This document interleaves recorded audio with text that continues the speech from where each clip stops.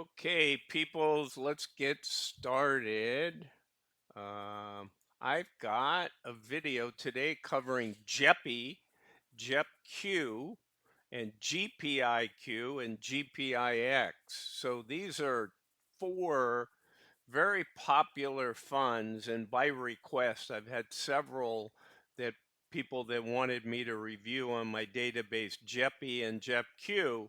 And then I had two more people say, hey, can you compare them to Goldman's GPIQ and GPIX? So what these all have in common, just to start with, although there's nuance differences, we're talking about a portfolio of stocks, hundreds to 500 in some cases, across the SPY and the NASDAQ 100. So when you talk the Qs, the GPIQ and the JEPQ, when you compare Goldman Sachs to JP Morgan, you're talking the Qs, the NASDAQ 100. So there's a smaller amount of stocks in their portfolio. And I'll walk you through their top 10 holdings and that kind of stuff. And then we're going to look at the spider, right? The spy oriented ones, which is the GPIX and the GPEI. All right. So one of the things that I've been doing with my database is I've been going through and categorizing this. So there's 120 something um, total funds. And all I do now is simply filter down. Hey, I want to look at Goldman. I want to look at these two. I want to look at JP Morgan. I want to look at these two. And then I made some charts relative to this filtering of the data. But let's get back to some basics before we compare the performance, although I know you guys want to take a look. So what about the category? I've talked about that. You know the names, you know the firms behind them. What are the launch dates? Well, ironically, three of them launched in October of 23. Um, and sometimes they'll show a launch date of 1024, but it didn't trade until 1027. So you see a little nuance, but you get the idea. They all came out of these four in 2023. So I typically look at 3 month data, 6 month data, and 12-month data. Okay, if you're looking something like FCHD, then their data goes back 12 of 2011. So that's a 14-year fund. But typically, so I like to put management fees, and I don't know why I'm missing this one, but they're very big. So I'll get that number plugged in here. I think I got distracted when I was building this stuff. It was quite an effort to get going, but once I get these chart formats and everything, then it's much easier to come out here and do what I need to do. All right, let's jump in with JEPQ. Well, actually, let's do the Goldman. So the JPIX and the JPIQ. So this is the S&P 500. They've already built a nice little chart format.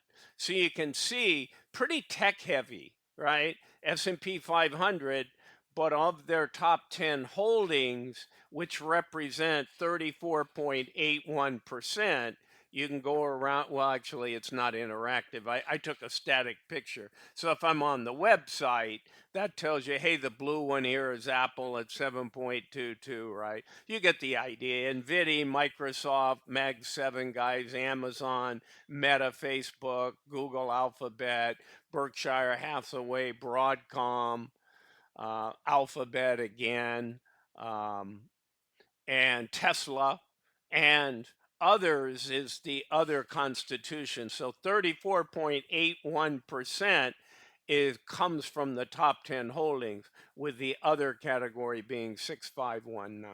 All right. So you get a feel of how tech heavy that is. Let's go look at the Q. Okay. And I say tech heavy, it's an S&P 500. It's just when they're in tech, they're in some big names. All right. So on the GPIQ, which is focused to the NASDAQ 100, right? NDX, triple Qs.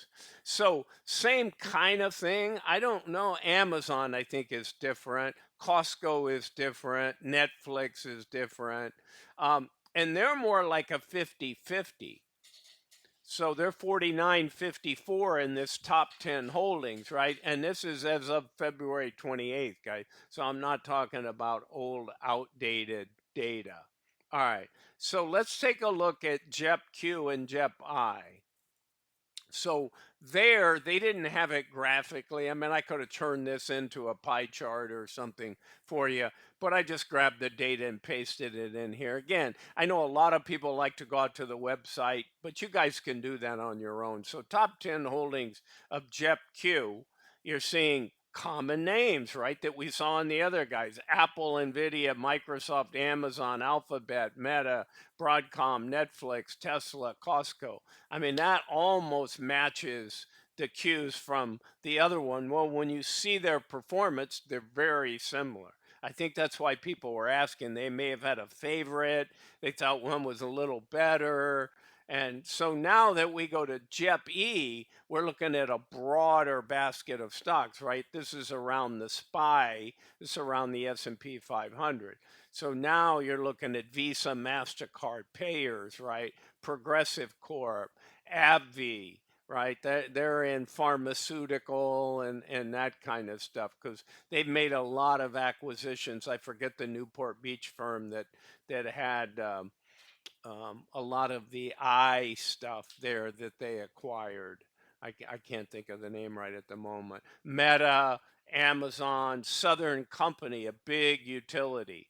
This is either the utility or the railroad, but I think this is a utility. Train Technologies, Analog Devices, and NVIDIA. All right, guys. So let's go back over here and take a look at what all we've got in the charts, because to me this really spells out a lot. So what I do in my database that I've been building is, again, I categorize these, right? What are they? What's the type? Well, it's a portfolio. Sometimes they're nothing but the index, right? They're writing covered calls. They're doing things like that, like XDTE, RDTE. Defiance has got some of those. Roundhill's got some of it. Yieldmax got some new ones where they're paying weekly. So you got a lot of different things where they're purely working on a daily basis, writing the options, the zero DTE. These are monthly. These are targeted on a portion. That's why I label it portfolio. If it was purely on the index and writing calls, selling puts, doing that kind of stuff, then I label it index. So how often do they pay? A lot of the funds in some of the more conservative stuff pay quarterly, right? So those people chasing yield, right? Some are dividend traps, but NAV erosion is another word for dividend trap. But a lot of guys like and I like it. I don't chase it, but I mean, there's euphoria or adrenaline, whatever you want to call it, when you know you got a deposit. Hey, what's Misty gonna pay, right? I'm even doing estimate videos on it. I stopped for a while, and now I'm back doing that.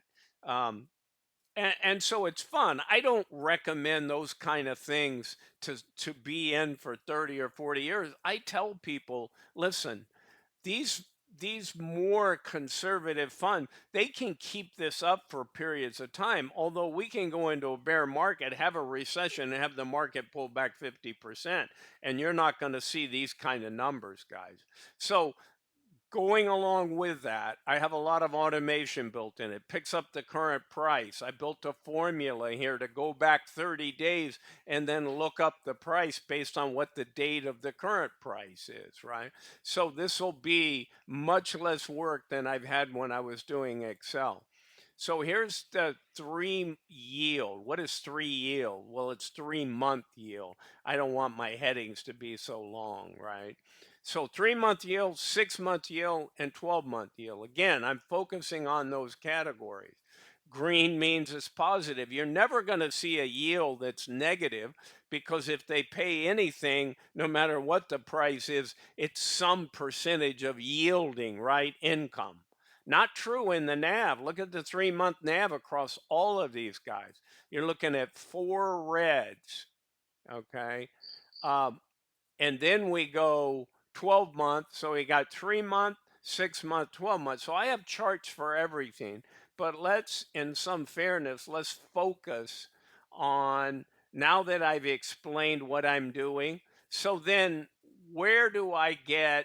So I've got a yield component and then I have a NAV component, right? What's my 3 month NAV? Let's say I want to look at, so then in that case, if I go to GPIQ, I say, okay, it gave me a 2.64% yield at 3 months. What did the NAV give me? Well, the NAV gave me almost a 2% decline.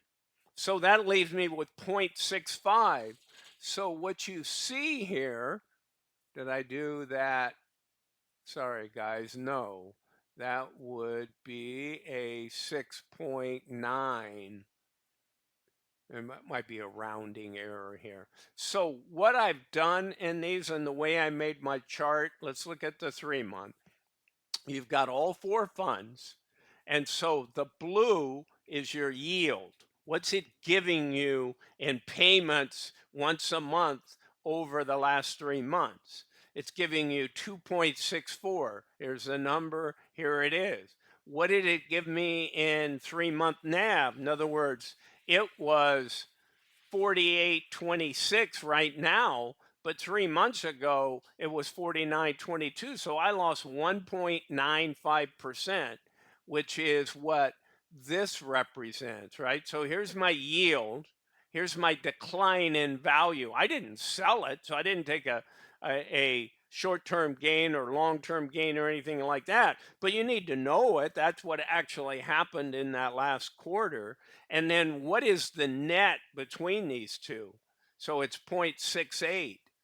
Um, and that gets summed up. So you can see that right here in 3 month total return. So we only have one. Everybody made something in 3 months except for JEPI. So that's why the green one minus 0.23%. So total return was negative. Now, the last quarter hasn't been that good, guys. We know that, especially the last few weeks. So who's done the best out of this whole thing? Well, minusculely, the S&P 500 from Goldman Sachs, or sorry, from JP Morgan, 0.75, but it's very close to 0.68. So when people ask about these two funds, there you have it, right?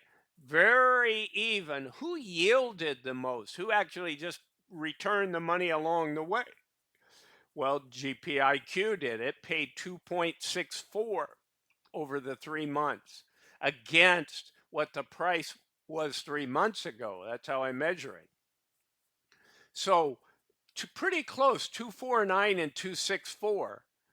And then the other difference, so there's real 0.15% difference, and you had a bigger decline here.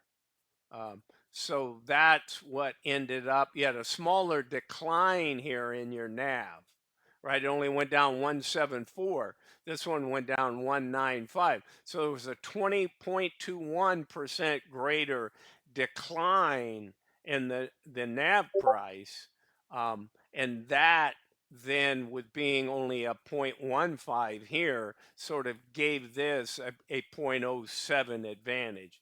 So how did my S&P 500, I had eked out a 0.09. So I'd have to give the winner, I can't completely, it yielded more. I'd have to give JEPQ the winner here in the QQQs, and I would give GPIX the winner here in total, right? In total return. So you had a 0.75 beating everybody else and beating the competition here that had like funds. And then over here, GPIX wins with a slight positive to a slight negative. So that's how close these guys are. Well, somebody says, well, Bruce, 3 months doesn't make a market. No, it really doesn't, right? So let's go look. These are similar. Let's look at the 6 month return. Same order. right? I just didn't use red because to me, they're not declining, right? They're still positive numbers. So they gain some money, right? They gain some value, but primarily, well, that's not entirely true. Every one of these, the total is in green, right? I always do the total for the outcome. So the green represents these two stacked together. So I got green being total, and then total and total and total.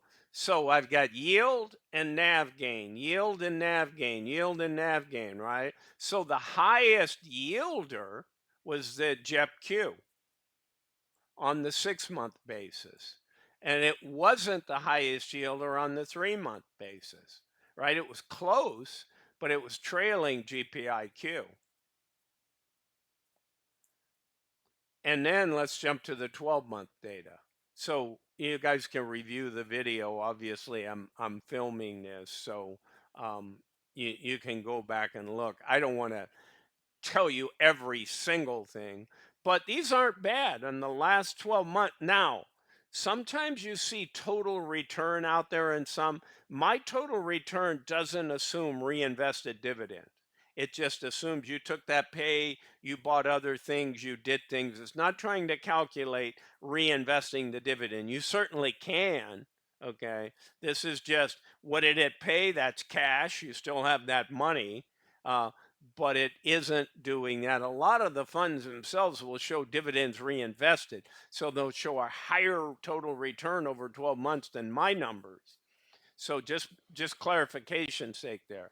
So 1647 for GPIX. I mean, honestly, both of these guys did very well. Um, and you're skewed here. Yeah, you have a high number here on JEPI, JEPQ, and the lowest number of the four on JEPI, but together they're 17 something. So in the 6 month, what do I got? 14, 15, 5, and this one's about 15, 2. So technically these two won. Here, I total call it 28, right? This rounds to 12. This goes to, so 28, but I've got 31, 32 over here. So GPIQ and GPIX won the added total return, all right, with a slight advantage. So if I did that same thing here, 0.68 and 0.09, I got what? 0.77. And over here, I'm going to have zero point 0.5. So these have, they won at the 3 month basis. Um, they did not win they barely lost in the 6 month, and then they came back for the win more convincingly in the 12 month. So guys, that's how I look at these and understand them. They all have different AUMs, but they're all charging 0.35, which is higher than some funds, but certainly not, the round hills and the yield maxes and a lot of that. They're doing 0.99. All right, guys, that's what I got for you. Let me know in the please subscribe. I'm really trying to grow the channel. I'm reaching out. I'm appealing to a broader audience than just high yield. Um, and, I've been doing this, not the YouTube channel, but I've been investing for 45 something years. So I was an options player. I was in technology for many years and in beginning levels, moved up in that field from an engineer to sales management to business development to the executive roles and retired from that. So this is in a way to give back. You don't see me running commercials. I got a small channel. I certainly like to grow it because I have fun doing this, but I'm going to do it my way. I'm not going to worry about fitting somebody else's mold. All right, guys, that's what I got for you. Let me know what I missed, what else you want to see, what other kind of comparisons. I got a lot of stuff in this database, and I plan on using it a lot more to disseminate knowledge back to you guys. All right. And most of these funds look at these as qualified dividends, okay, on their return. Not all of them, but when I was doing the one I did recently on four top ETFs to own and hold, those were almost all qualified dividend. I don't think that's the case, especially with these guys that are holding higher income, right? I mean, they're owning the big techs. The big techs don't really pay anything anyhow. All right, guys. Bruce with Targeted Wealth Creation. I'm not a financial advisor. This is not financial advice. Have a great day ahead. Bye for now.